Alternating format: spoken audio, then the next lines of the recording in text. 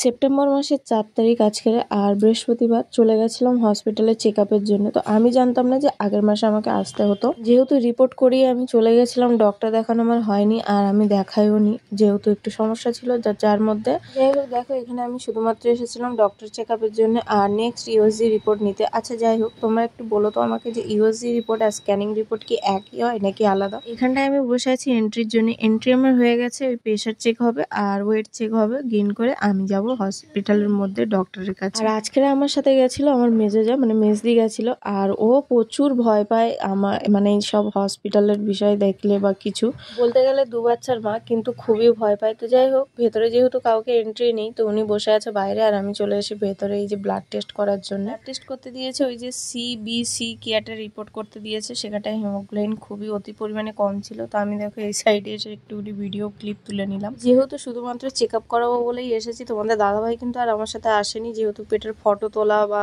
কিছু blood test বাগারা করতে গেলে অনেক কিছু জেরক্স বাগারা দিতে হয়। জেরক্স করতে গেলে হসপিটালের বাইরে অনেকটা দূরে যেতে হয়, আর এই সময় হেঁটে যাওয়াটা আমার পক্ষে একদমই সম্ভব নয়। তো যাই হোক, এখানটা দেখো আমি ব্লাড দিয়ে বসে আছি। এখানটায় আমি ব্লাড দিয়েছিলাম ওই 11:35 দিকে, আর আমাকে রিপোর্ট দিয়েছিল ওই 1:30টার দিকে, প্রায় 1.5 ঘন্টা পর। ডক্টর ফক্টর দেখিয়ে দেখো বাইরে চলে এসেছি, আর তোমাদের দাদা ভাই আর আমার ছেলে চলে এসেছে, নেওয়ার জন্য চলে এসেছে। আর সত্যি কথা বলতে এখন করে না আমি আর স্কুটিতে সেরকম ভাবে যেতে পারি না, যেহেতু যখন তখন মাথা ঘুরে যায় আর খুবই কষ্ট হয়। ডক্টরকে জিজ্ঞেস করাতে ডক্টর বললো যে দেখো তোমার শরীরে যেহেতু রক্ত খুবই কম, যার জন্যই তোমার মাথাটা ঘুরে, আর সুগারের সেরকম কোনো সম্ভাবনা নেই। সুগারের কথা জিজ্ঞাসা করতে বলছে তোমার তো ব্লাড চাপই অনেকই কম, তাহলে তোমার সুগারটা হবে কোথা থেকে? তো যাই হোক, তোমাদের দাদাভাই অটো বুক করে দিয়েছে দিতে, আর আমাদের মানে ছেলে, আমি আর মেজদি করে চলে যাচ্ছি অটোতে। তোমাদের দাদাভাই পেছনে পেছনে আসছে ওই স্কুটিতে করে। আর সত্যি কথা বলতে অটোতে এসে আমার এত পরিমাণে পেটে যন্ত্রণা হচ্ছিল বলার মতো না, আর এত বিচ্ছিরি ভাবে অটোটা চালিয়েছিল। যে ড্রেন পরিষ্কার করার জন্য রাস্তা খোঁড়াখুড়ি করা হয়েছে, ড্রেন লাইনগুলো খোঁড়াখুড়ি করা হয়েছে, উপর নিচে করা আছে, আর রাস্তাগুলো মাঝে মধ্যে একটু খারাপ আছে, আর এত বিচ্ছিরি ভাবে গাড়িটা চালিয়েছে, প্রচুর পরিমাণে ঝাঁকুনি পেয়ে গেছি, আর যার জন্য আমার পেটটা প্রচুর পরিমাণে ব্যথা করছিল। তো যাই হোক, এখানটায় আমরা বাড়িতে চলে এসে খাওয়া দাওয়া করে নিয়েছিলাম। তারপর সন্ধ্যেবেলা ছেলেকে বসিয়েছি বই পড়াতে, আর মেজদিকে বললাম যে ওদেরকে ডেকে নাও, একবারে রাত্রেবেলা খাওয়া দাওয়া করে যাবে। বললো না, বাড়িতে যাই, গেলে আবার শনিবার থেকে ওনার কাজ আছে, কদিন ছুটি ছিল। এখানে এসেছিল মেজদি একটা কম্বল কাচার জন্য,